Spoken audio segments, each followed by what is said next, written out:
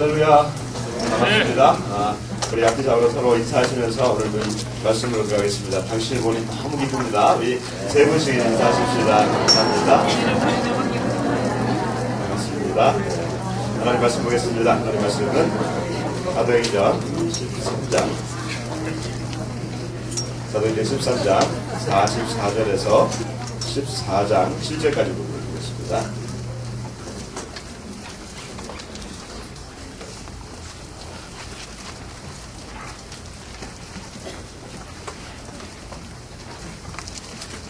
사도행전 13장 44절에서 14장 7절까지 보겠습니다. 한 절씩 교독하겠습니다. 자, 제가 가진 성경은요 211페이지입니다. 신약성경 211페이지 사도행전 14장 44절부터 보겠습니다. 44절 13장 44절 제목입니다. 먼저 읽습니다. 그 다음 안식일에는 온 시민이 거의 다 하나님의 말씀을 듣고자 하여 모이니 유대인들의 그 무리를 보고 시기가 가득하여 바울이 말한 것을 성박하고 비방하거늘 바울과 바나바가 담대히 말하이르되 하나님의 말씀을 마땅히 먼저 너희에게 전할 것이로되 너희가 그것을 버리고 영생을 얻기에 합당하지 않은 자로 자처하기로 우리가 이방인에게로 향하노라. 주께서 이같이 우리에게 명하시되 내가 너를 이방의 빛으로 삼아 너로 땅끝까지 구원하게 하리라 하니 이방인들이 듣고 기뻐하여 하나님의 말씀을 찬송하며 영생을 주시기로 작정된 자는 다 믿더라. 주의 말씀이 그 지방에 두루하시니라. 이에 유대인들이 경건한 귀부인들과 그 신의 유력자들을 선동하여 바울과 바나바를 박해하게 하여 그 지역에서 쫓아내니 사람이 그들을 향하여 아래 그들을 바라보고 이고니온으로 가거늘 제자들은 기쁨과 성령이 충만하니라. 이에 읽으세요. 사도가 유대인의 회당에 들어가 말하니 우리와 회당의 하나 우리가 믿더라. 그러나 순종하지 아니하는 유대인들이 이방인들의 마음을 선동하여 형제들에게 악감을 품게 하거늘 그 사도가 오래 있어 주를 힘입어 담대히 말하니 주께서 그들의 손으로 수족과 기선을 행하게 하였사 자기 은혜의 말씀을 증언하시니 그 신의 무리가 나뉘어 유대인을 따르는 자도 있고 두 사도를 따르는 자도 있는지라. 이방인과 유대인과 반발인들이 그 사도를 모욕하며 돌로 치려고 달려드니 그들이 알고 도망하여 루카오니아의 두 성 루스드라와 더베와 그 근방으로 가서 거기서 복음을 전하니라. 아멘. 여러분 반갑습니다. 우리가 계속적으로 이곳에서 이제 예배하고 오늘 마지막 예배를 이곳에서 드리게 됩니다. 이곳은 그동안 우리가 드린 이곳은 여러분 강남구였습니다. 이제 우리가 건너갈 곳은 어딘지 아십니까? 서초구입니다. 요거 길 하나가 우리 이 강남과 서초를 가르는데요. 경계선에 있습니다. 여기 살다 보면 이렇게 많은 경계선을 넘게 되는데요. 여기 경계선이 우리 삶 가운데 이렇게 있습니다. 보이지 않는 경계선들이 있습니다. 우리 마을을 가르기도 하고요. 그리고 우리는 우리 민족 안에도 경계선이 있지 않습니까? 휴전선에 가면 경계선이 지난 60년 동안 지금 있어 왔고요. 그 경계선 때문에 우리가 갖고 있는 많은 고통을 우리가 온몸으로 체험하고 있는 것이 바로 경계선입니다. 우리 사람들입니다. 근데 이런 경계선은 사실 우리 가운데 이제 보이는 경계선들이고 보이지 않는 경계선이 있습니다. 우리 심리적인 경계선뿐만 아니라 영적인 세계에도 경계선이 있습니다. 오늘은 이 경계선에 대해서 같이 말씀을 좀 같이 나눠보도록 하겠습니다. 특별히 오늘 말씀을 통해서 이 사도 바울이 두 지역에서 비시디아 안디옥과 그다음에 나중에 이고니온으로 가는데 이 두 지역에서 선포되는 메시지와 그리고 거기서 나오는 영적인 경계선들을 보면서 그 의미들을 좀 살펴보도록 하겠습니다. 우리가 지금 3주 만에 같이 보게 되니까 아마 이거 좀 사도행전을 따라오는데 좀 어려움이 있을 것 같아요. 그래서 그때 우리가 봤던 그 지도를 다시 한번 좀 보면서 제가 잠깐 좀 설명을 드리도록 하겠습니다. 지도를 좀 잠깐 좀 볼게요. 다시 좀 문맥을 좀 사로잡아야 되는데요. 저희가 그 안디옥 교회가 생겨났었습니다. 그렇죠? 네, 안디옥 교회가 생겨나고 그 안디옥 교회에서 이제 바울과 바나바를 파송을 했었습니다. 기억나시죠? 이 앞에 불만 잠깐만 꺼주시면 되겠을 것 같아요. 네. 안디옥 교회에서 바울과 바나바를 1차로 보냅니다. 바울과 바나바를 보내면서 이때 구브로, 지금 오늘날 말하는 키프로스인데 구브로 섬에 가서 살라미에 갔고, 그다음에 바보라고 하는 섬에 가서 서기오 바울이라고 하는 총독을 만나서 여기서 이제 서기오 바울이 예수를 믿게 되죠. 그리고 난 다음에 이제 지난 시간에 봤던 것이 바로 이 이탈리아로 가는 그런 과정이었습니다. 그리고 이제 이 비시디아 안디옥, 이 엄청난 이 산맥을 넘어서 비시디아 안디옥에 가가지고 거기서 이제 말씀을 전했습니다. 그리고 이제 그 강력한 말씀을 전하고 난 다음에 그 다음에 사건이 오늘 읽었던 비시디아 안디옥 사건이 바로 오늘 이 사건입니다. 말씀을 전하고 난 다음에 그 마을의 그 지역의 사람들의 반응이 오늘 그 반응이에요. 그리고 또 이 비시디아 안디옥에서 나중에 또 쫓겨납니다. 보면 쫓겨나서 어디로 가냐면 이제 이고니온이라고 하는 곳으로 가게 됩니다. 그래서 오늘 두 본문은 이 안디옥과 다릅니다. 이 안디옥과 다르고 비시디아 지역의 안디옥이라고 하는 지역인데 이 안디옥에서 일어나는 사건과 그 다음에 다시 이제 이고니온이라고 하는 곳에 가서 일어난 사건, 이 사건을 오늘 중심으로 좀 보도록 하겠습니다. 이해가시죠? 자, 불 꺼주세요. 너무 이것만 보면 안 되니까 저도 좀 보시고. 자, 이제 지금 우리가 이 바울이 지금 선교 여행을 하고 있다고 하는 사실 좀 기억하시면 좋겠습니다. 그리고 이들이 지금 누굴 만나고 있냐면 유대인과 이방인을 함께 동시에 만나고 있다고 하는 사실을 좀 기억하면 좋겠습니다. 자, 그런데 지금 이 상황 아까 어떤 상황이었냐면 아까 비시디아 안디옥이라고 하는 곳에 가서 말씀을 전하고 난 다음의 상황이에요. 강력한 말씀을 드렸습니다. 어떤 말씀을 드렸는지 13장 39절을 읽어보겠습니다. 13장 39절 같이 한번 읽어봅니다. 시작. 또 모세의 율법으로 너희가 의롭다 하심을 얻지 못하는 모든 일에도 이 사람을 힘입어 믿는 자마다 의롭다 하심을 얻는 이것이라. 아멘. 그래요. 그 구약에서 이 놀라운 그 하나님의 말씀을 지금 계속 구약에서 막 얘기하다가 바울이 드디어 마지막에 방점을 찍은 것이 39절입니다. 모세의 율법으로 너희가 의롭다함을 얻지 못하던 그때에 이제는 예수를 믿어서 의롭다 된다라고 하는 이 강력한 복음을 전했어요. 이게 지난번까지의 말씀이었습니다. 이제 그리고 난 다음에 이 사람들의 반응이 지금 일어나기 시작합니다. 엄청난 반응이 지금 일어나기 시작하는데 강력한 반응이 일어납니다. 우리 44절 한번 읽어보겠습니다. 시작. 그 다음 안식일에는 온 시민이 다 하나님의 말씀을 듣고자 하였더니 이 비시디아 안디옥이라는 곳이 얼마나 큰지 모르겠지만 엄청난 많은 사람들이 지금 유대인의 회당으로 가서 전했거든요. 그러니까 유대인은 그 지역의 주인이 아니에요. 어떻게 보면 이민자들인데 이 이민자의 그 모임에 있어서 그 말씀을 전했더니 그 말씀을 듣고 이 말씀이 너무나 강력하니까 그 지역에 있는 모든 사람들, 그러니까 원주민들까지도 다 와가지고 지금 이 말씀을 듣겠다고 하는 것입니다. 강력한 반응이 일어났습니다.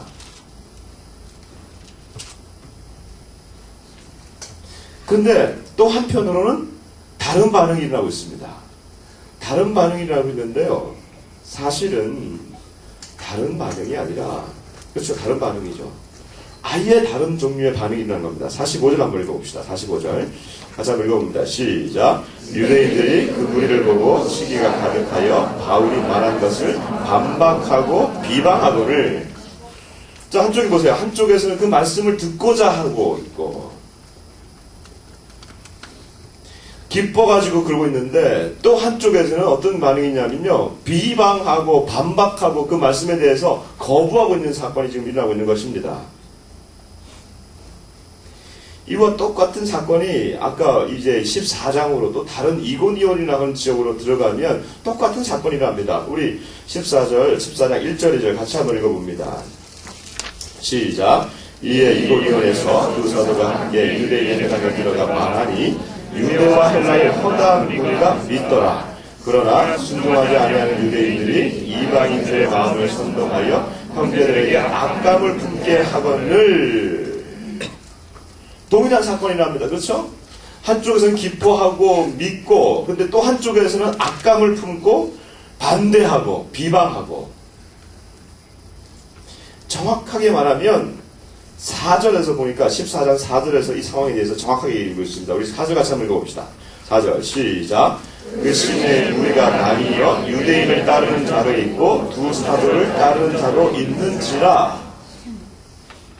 하지만 이 현상에 대해서 지금 4절에서 아주 정확한 용어를 쓰고 있습니다. 어떤 용어냐면 그 시내의 무리가 어떻게 됐다고요? 나뉘었다. 얘기하고 있어요. 왜 바울과 이 일행이 들어간 곳에 무리들이 나뉠까요? 왜 가는 곳마다 이런 현상이 일어나는 것일까요? 그 도시에 있는 백성들이 왜 두 무리로 나뉘는 걸까요? 여기서 제가 두 가지 질문을 여러분들에게 오늘 설교를 들으면서 두 가지 질문을 제가 드리겠습니다. 첫 번째 질문은 이것입니다. 이 백성들이 나뉘었는데 첫 번째 질문은 무엇으로 나뉜 것일까? 이 무리들이, 이 백성들이 무엇으로 나뉘어지냐? 즉 인종으로 나뉘어진 것입니까? 아니면 남녀로 나뉘어진 것입니까? 아니면 노소로 나누어진 것입니까? 인종으로 나누어졌다는 하는 것은 유대인, 나머지는 다 그들은 이방인이라고 했거든요. 그러니까 유대인과 이방인으로 나누어졌습니까? 두 번째 질문입니다.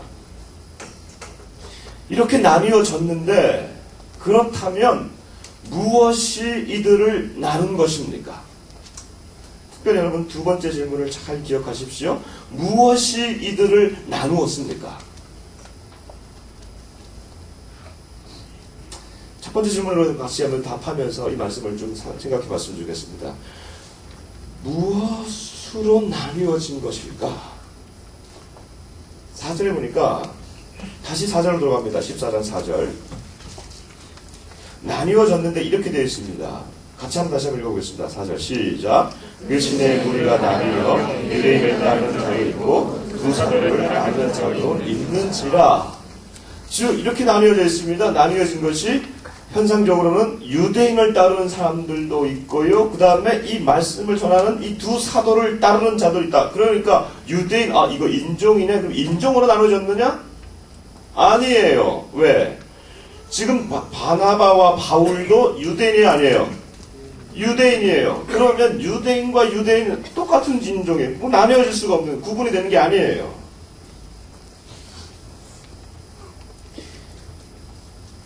여러분 13장으로 넘어가 보십시오. 13장에 보시면요. 그 답을 찾으려면 13장 46절을 읽어보면 여러분 찾을 수 있을 것 같아요. 13장 46절 한번 읽어봅시다. 시작. 바울과 바나바가 담대히 말하기를 하나님의 말씀을 마땅히 먼저 너희에게 전할 것이되 너희가 그것을 버리고 영생을 얻기에 합당하지 않은 자로 자처하기로 우리가 이방대로 하노라. 아멘. 이 중에 한 말씀이 있습니다. 한 단어가 있습니다. 나뉘어졌다고 했는데 나뉘어지는 어떤 한 기준이 되는 한 단어가 있습니다. 여러분 생각이 어떤 거예요? 여러분 생각은 어떤 거예요? 블라블라블라블라. 부자입니다. 뭘까요? 영생입니다. 무엇으로 나뉘어져 있느냐? 영생을 얻기에 합당하지 않은 자. 또 하나 48절 같이 한번 읽으면 확실하게 들어갈 겁니다. 48절 13절 48절입니다. 시작. 이방인들이 듣고 기뻐하여 하나님의 말씀을 찬송하며 영생을 주시기로 작정된 자는 다 믿더라. 아멘. 자, 그러면 이제 확연히 드러났습니다.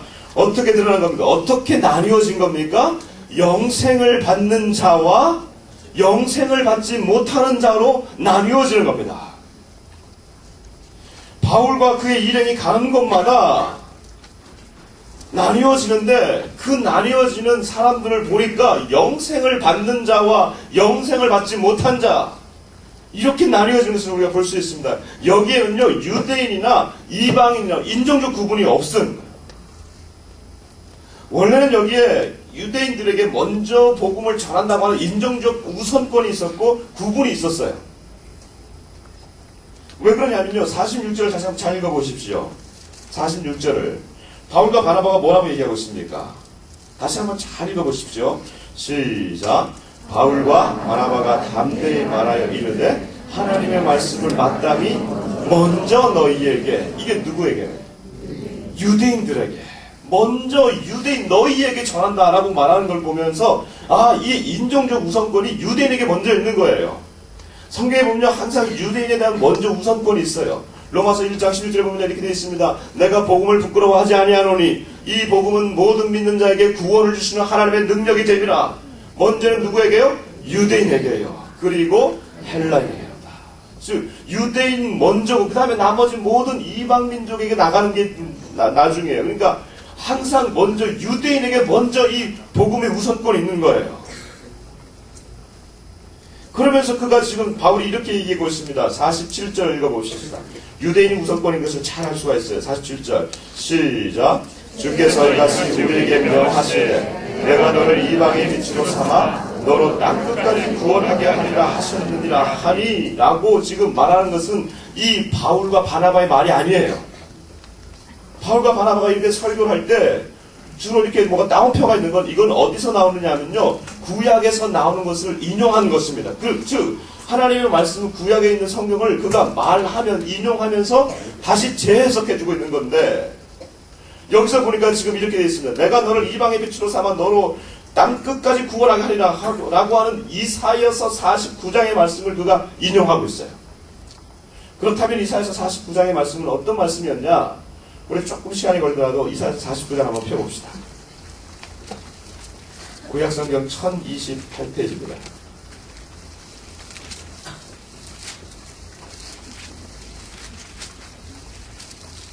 6절에 보시면요.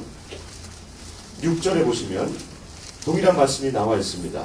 이거구나 알 수 있을 거예요. 49장 6절 보이시죠? 한번 보십시다. 같이 한번 읽어보겠습니다. 시작.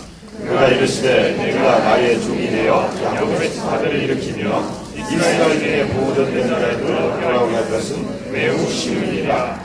내가 또 너를 이방의 빛으로 삼아 나의 구원을 베풀어서 땅끝까지 이르게 하리라. 아멘.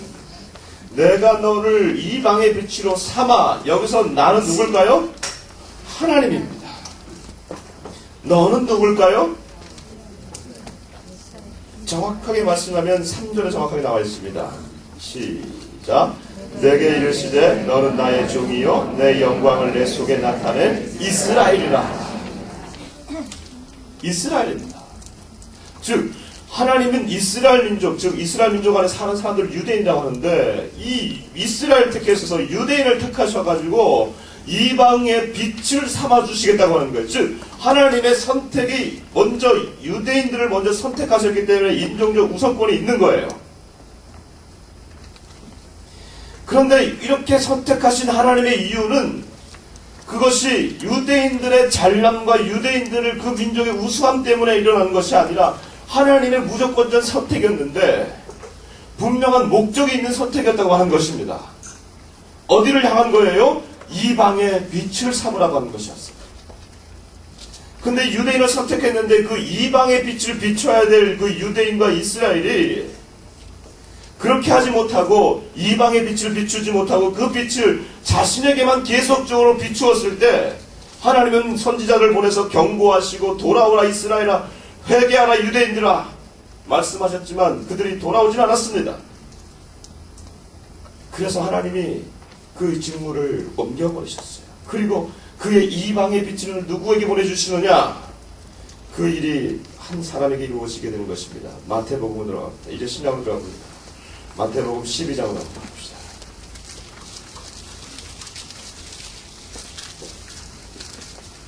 신약성경 19페이지입니다.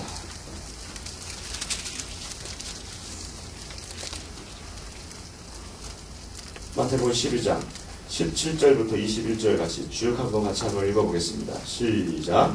이는 선지자 이사야를 통하여 말씀하신 바 그러나 내가 택한 종 내 마음에 기뻐하는 바 내가 사랑하는 자로다. 내가 내 영을 그에게 줄 터이니 그가 심히 방해하게 하리라.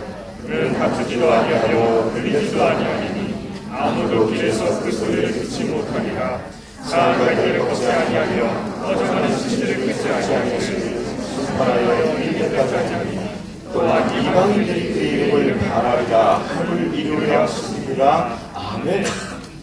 원래 내가 너를 선택하여서 이방의 빛으로 말씀하셨을 때 그것은 이스라엘이었습니다. 그러나 이스라엘이 이것을 실패하고 결국 실패했을 때 하나님은 한 사람을 보내시게 됩니다. 그것이 누구냐 하면 바로 예수님이십니다. 그리고 그 이방의 빛을 삼겠다고 하는 그 이스라엘의 직무를 누구에게 주시느냐? 바로 예수님에게 주시는 거예요. 예수님의 사명이 바로 당신이 구원의 빛을 이루어서 그 빛을 이방에게 비춰주시겠다고 하는 것이에요. 그래서 그 안에 보니까 21절 보니까 이방인들이 그의 이름을 바라리라.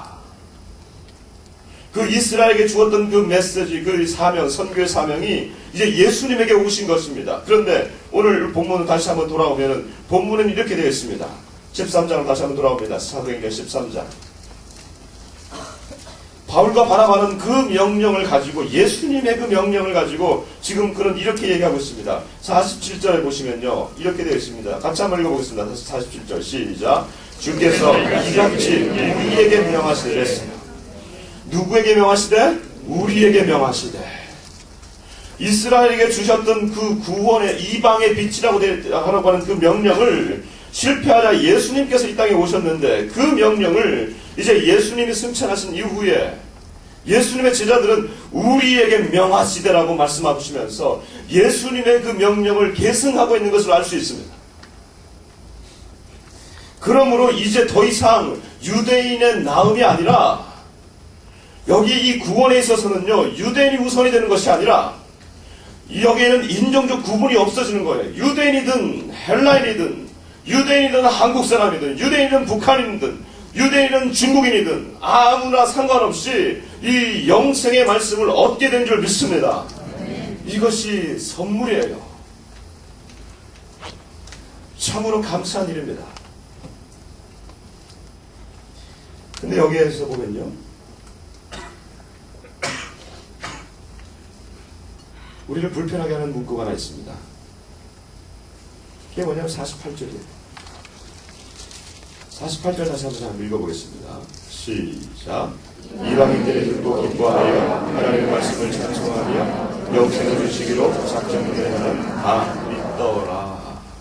영생, 영원한 생명을 말합니다. 근데 여기 보니까 영생이라고 하는 것이 무엇과 연결되어 있냐면, 영생을 주시기로 작정된 자는 믿더라.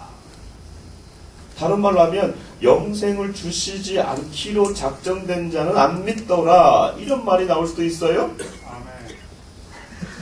아버지 46절을 한번 보십시오. 여기도 똑같아요. 영생에 관해서 이런 얘기가 나와요. 영생을 얻기에 합당하지 않은 자로 여긴다. 즉 영생이라고 하는 것은 어떻게 보면은, 이 영생이라고 영원한 생명을 얻는 자는 이미 짜여져 있고, 그래서 이것에 대해서 관심을 갖지만 여기에 대해서 받아들일 수 없는 사람은 이렇게 얘기할 수 있어요. 아니 이거 짜고 치는 고스톱 아니에요? 주기로 작정된 자들만 다 믿고, 다른 말로 하면 나는 영생 받기로 작정되지 않은 사람이니까 내 인생은 아무렇게나 살아도 되는 거 아닙니까?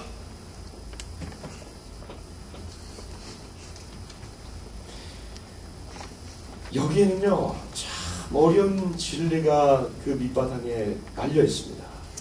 그것은 하나님의 예정과 선택입니다. 참 어려운 얘기지만 이 얘기가 성경에 분명히 나와 있습니다. 에베소서 한번 읽어봅시다. 에베소서 1장 310페이지입니다. 신약성경 310페이지 3절부터 5절까지 보겠습니다.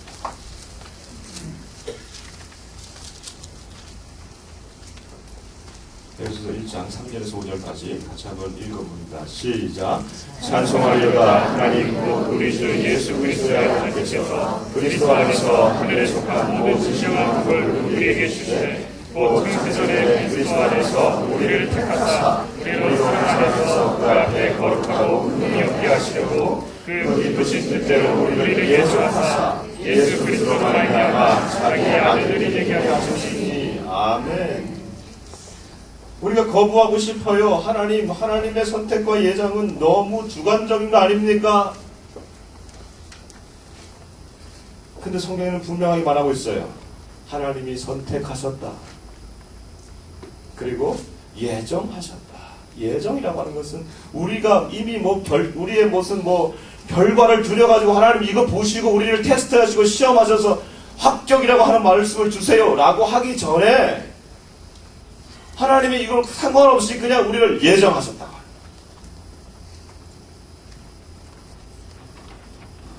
이걸 잘못 적용하면요, 부정적으로 적용하면 이 과도한 운명론에 빠질 수 있어요. 나는 암만 해도 안 돼. 왜? 나는 예정이 안 됐기 때문에. 우리 집은 이렇게 저주받은 집이야. 왜? 예정 안 됐습니까? 라고 말할 수 있어요. 여러분, 문제는 여기 있습니다. 한 사람이, 아니면 한 인간이, 어떤 사람이, 그리고 어떻게 예정되어 있는지 누가 알 수 있습니까? 영생을 얻기로, 구원받다는 건 영생을 얻는다는 것인데요. 구원받기로 예정되어 있는지 한 인간이, 그리고 누가, 그리고 어떻게 예정되어 있는지 누가 알 수 있습니까? 여러분 알 수 있어요? 많은 사람들이요, 무당을 찾습니다. 입시철만 되면 점쟁이를 찾습니다. 선거철 되면 유용한 무당이나 점쟁이를 가서 복채를 내고, 거기서 어떤 사람은 구슬합니다. 어떤 사람은 이사를 가려면 태기를 해야 된다고, 아니면 이 사람이 나의 짝인지 알려고 사주 카페를 갑니다. 그러나 아무도, 어떠한 사람도 내가 구원을 받습니까? 아니면 내가 영생을 얻습니까? 라고 하는 문제를 가지고 점장이를 찾아가는 사람은 없습니다. 왜요? 암만 용한 무당이라도 신내린 사람이라도 그것은 모르는 거예요. 영생은 하나님께만 속해 있기 때문에 이거는 알 수가 없는 거예요. 여러분 가셔가지고 돈 내고 여러분 영생을 얻을 수 있습니까? 영생을 받았는지 확인할 수 있어요? 아무도 없어요. 오직 이거는 하나님의 신비이기 때문에 하나님만이 결정하는 일인 줄 믿습니다.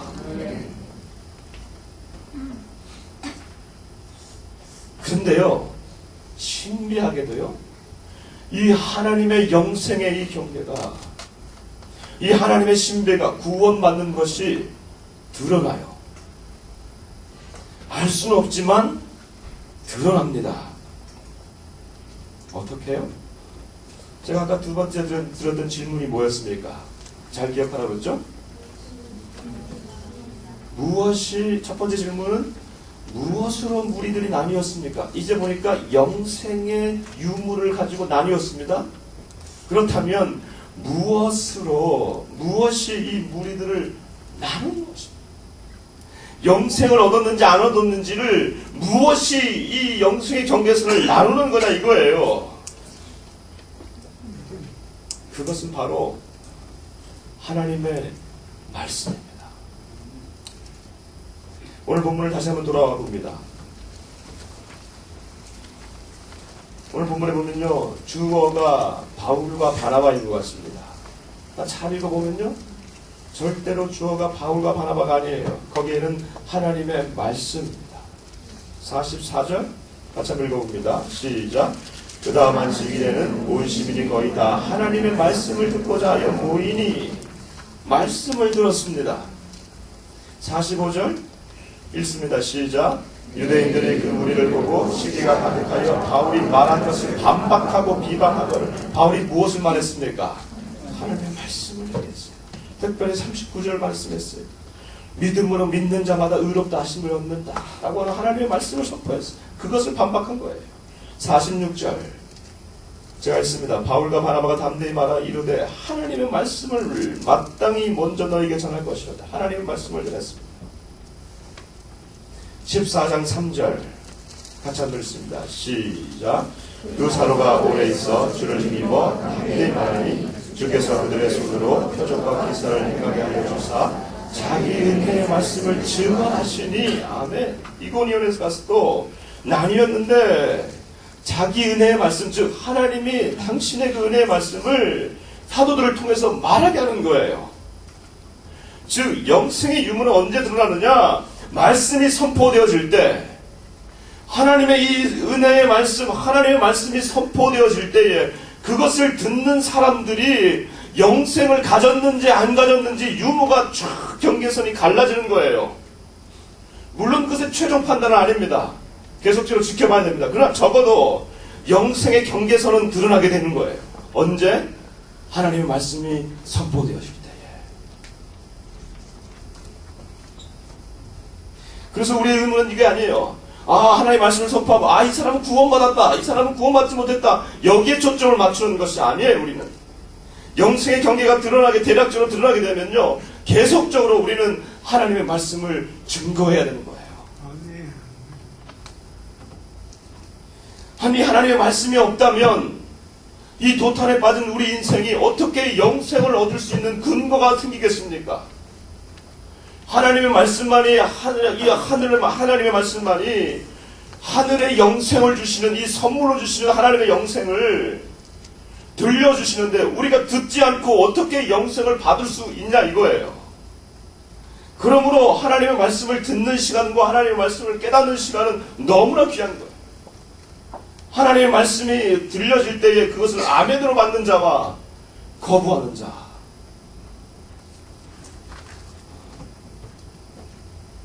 그래서 이것이 가장 중요한 사도 바울의 일이었어요. 48절과 49절 같이 한번 읽어보겠습니다. 48절과 49절 같이 한번 읽어봅니다. 시작.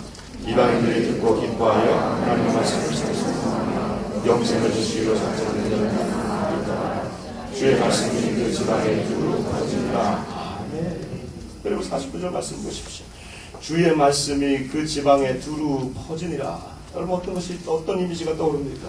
말씀이 선포가 되고 있어요. 한 번도 들어보지 못했던 이 영생의 말씀이 그 지역에 지금 선포가 되고 있어요. 사람들이 모이기 시작합니다. 모여서 뭐 하는 거예요? 그냥 찬양하는 게 아니에요. 그냥 기도하는 게 아니에요. 찬양과 기도 전에 가장 중요한 하나님의 말씀을 선포하는 거예요. 이 말씀이 선포되어지면 이 사람이 영생을 받았는지 안 받았는지 이 경계선이 쫙 그 지역에 갈라지게 되므로 그 지역에서 소요가 일어나는 거예요. 소요가 일어난다고 하는 것은 말씀의 영생의 말씀이 들어가고 있다는 증거예요. 아무런 증거로 나타나지 않는 건 그냥 말씀을 들었는데도 그 마을이 가만히 있고 평안하다, 그 가문이 가만히 있고 평안하다, 내 영혼이 가만히 있고 평안하다, 있을 수가 없는 일이에요. 내가 한 번도 이 구원의 말씀을 듣지 않았는데 조용한다, 뭔가 잘못되어 있는 거예요. 그래서 그들이 이렇게 얘기하고 있습니다. 영생의 경계선을 넘은 사람들. 52절에 이렇게 되어 있습니다. 51절 52절 같이 한번 읽어봅니다. 시작. 두 사람이 그들을 향하여 발에 티끌을 떨어버리고 이곳이온으로 가거를 제자들은 기쁨과 성령이 충만하니라. 아멘. 영생의 경계선을 넘은 사람들에게 주시는 하나님의 특권이 있어요. 그게 뭐냐면 기쁨과 성령이 충만하니라. 사도행전에 나오는 모든 그 어려움과 환난과 핍박 가운데요, 계속적으로 하나님께서 그 교회의 표징으로 주시는 것이 있습니다. 그것이 뭐냐면요, 결국은 말씀이에요. 사도행전 6장을 보겠습니다.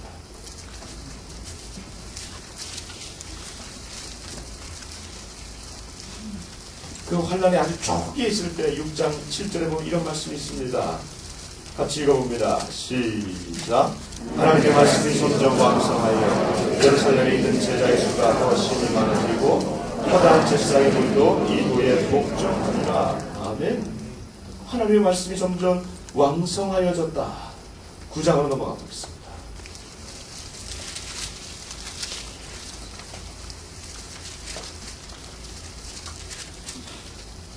(9장 31절) 시작.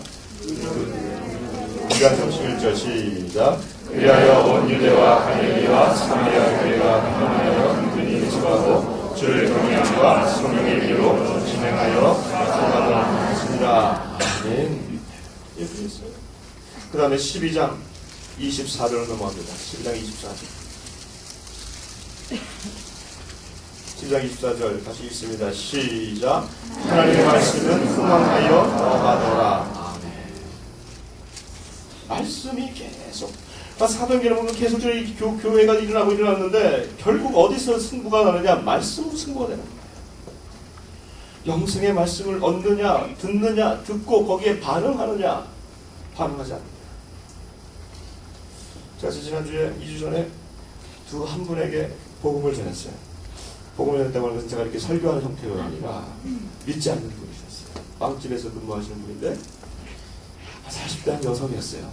삶에 많은 고단한 가운데 있는 여성이었는데 그분에게 한 30분 정도 이 하나님께서 거저주시는 이 복음에 대해서 말씀을 우리 인간이 죄인이고 하나님 우리를 사랑하시고 그래서 하나님께서 그 사랑하는 그의 아들을 이 땅에 보내주셔서 이제 이분을 믿기만 하면 우리가 구원을 얻습니다.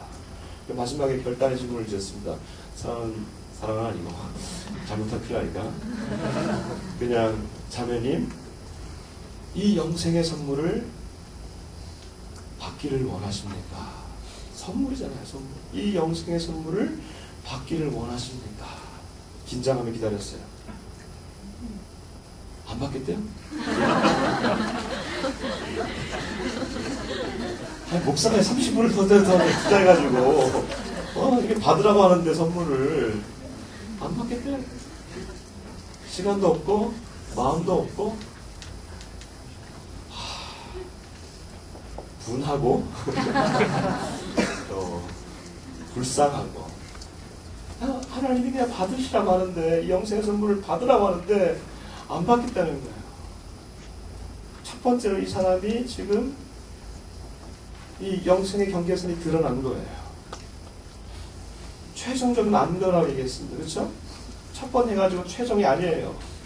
여기도 아마 첫 번째 이 복음을 듣고 안 믿는 사람도 있지만 지금은 믿는 사람도 있을 거예요. 그러니까 그건 몰라요. 그러나 경계선은 드러난 거예요. 계속적으로 우리가 감당해야 돼요. 저와 같은 또 다른 한 분은 다른 집을 갔어요.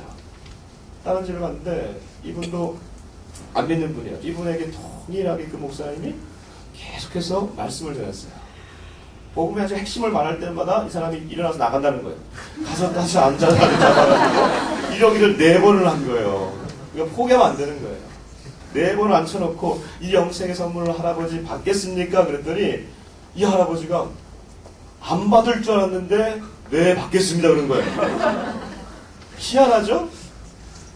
그리고 난 다음에 예수님을 영접하고 영접 기도를 끝냈어요. 근데 딱 뒤를 돌아보니까 그 집에 뭐가 있느냐, 한 그림인데 한 이 정도만 해요 그림이. 근데 이 그림 어떤 그림이냐, 여러분 저는 이렇게 달마도 아니면 뭐 부처 그림 이런 거 많이 봤어요. 근데 저는 그런 그림 처음 봤어요. 어떤 그림이냐면 힌두교에 보면 여러 가지 여신들이 있답니다. 근데 이 바탕 화면이 까매요. 근데 그 여신만 하얘요. 그리고 약간 음흉하게 생겼어요. 그러니까 밤에 보면 그 여인이 아주 막 음흉하게 나올 거예요. 까만 바탕에 하얘가지고. 근데 그동안 그가 그 여신이 자기를 지켜준다라고 생각한 거예요. 그러니까 이제부터 영생의 선물을 받으셨고 예수님을 영접했기 때문에 영생의 선물을 받으셨기 때문에 이제는 할아버지 이거 필요 없습니다. 우리가 가져갑니다. 가져가라는 거예요. 영생의 선물을 받은 사람, 영생의 경계선을 넘으니까 더 이상 세상의 어떤 그런 부적이나 뭐 어떤 그림이나 그런 것이 나를 지켜줄 줄 알았는데 이제는 그것이 아니에요. 영원한 생명을 지금 이 땅에서부터 누리는 거예요. 어떻게? 말씀을 들으니까. 말씀을 들으니까. 그래서 여러분 로마서 한번 봅시다. 로마서 10장 13절에서 14절입니다.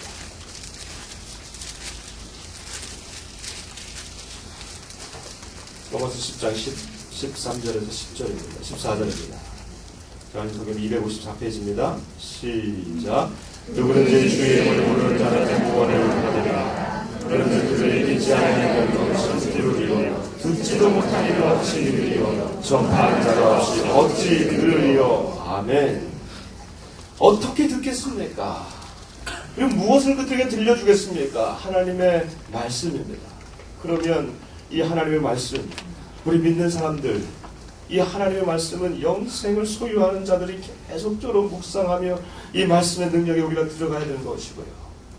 우리 교회는 이 기독교 역사상 이 바울과 바나바가 했던 이 일을 언제까지 하고 있느냐? 지금까지 하고 있습니다. 언제까지 해야 되느냐? 마태복음 좋습니다. 마지막으로 이걸 읽고 마치겠습니다. 언제까지 우리가 이 일을 해야 되느냐? 마태복음 20장 24장 14장 마태복음 24장 14절 다시 한번 읽어보겠습니다. 24장 14절 같이 읽습니다. 시작.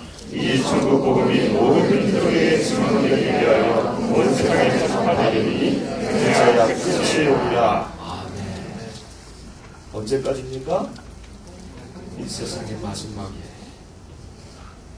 예수 그리스도가 오시는 그날까지 우리가 이 복음을 전해야지만 끝이 오는 것이에요.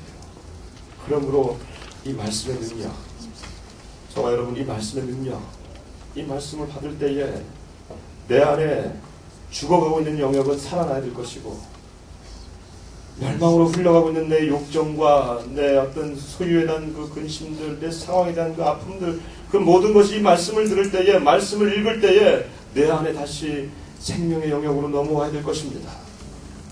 그리고 무너진 영역은 회복돼야 될 것입니다. 언제까지요? 그리고 이 말씀은 언제까지 전해야 됩니까? 예수님 오시는 그날까지. 앞으로 북한이 열리면요, 이 말씀을 듣지 못한 지역이잖아요. 이 말씀을 전할 때 이런 소요가 일어날 거예요. 평생의 경계선이 확 드러나면서 어떤 이는 열렬하게 반응할 것이고, 어떤 이들은 그 가운데 여러분들은 순교한 사람들도 있을 수 있겠어요. 통일한 사건이 일어날 수 있습니다. 그러나 그것으로 인해서 우리가 기뻐하십시다. 왜? 하나님 말씀의 역사를 우리가 하는 것이기 때문에. 그때를 우리가 바라보고 계속적으로 살아갔으면 좋겠습니다. 지난 우리 6년 동안 이거 반석체플에서 우리가 말씀으로 큰 은혜를 받았습니다. 그거 요즘 5년 5개월 됐는데요. 마가복음 끝내고 지금 이제 사도행전을 계속 보고 있는데 너무나 큰 하나님의 축복이 있었습니다.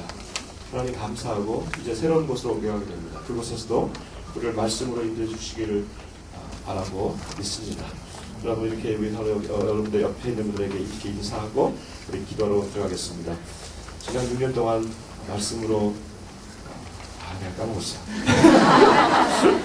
지난 6년 동안 말씀을 인도해 주신 하나님께 감사합니다. 인사 덕담하고 우리 말씀 사랑하겠습니다.